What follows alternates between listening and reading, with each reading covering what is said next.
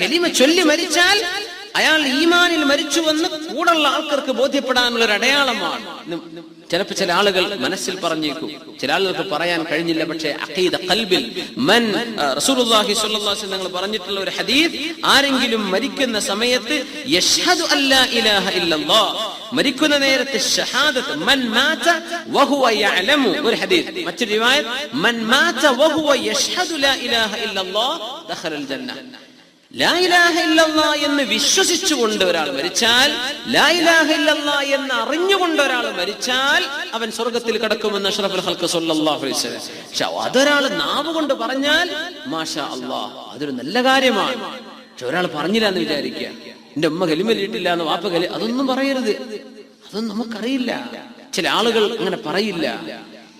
ചില നമ്മൾ കേൾക്കും, ചിലത് കേട്ടില്ല എന്ന് വരും. ചിലപ്പോ കുറെ സമയം മുമ്പ് പറഞ്ഞിട്ടുണ്ടാവും, നമ്മൾ ആരോട് അടുത്തുണ്ടാവില്ല. എങ്ങനെ മുഅ്മിനീങ്ങളെ, നമുക്കൊരു പനി ബാധിച്ചാൽ ഒരു ഫോൺ ആൻസർ ചെയ്യാൻ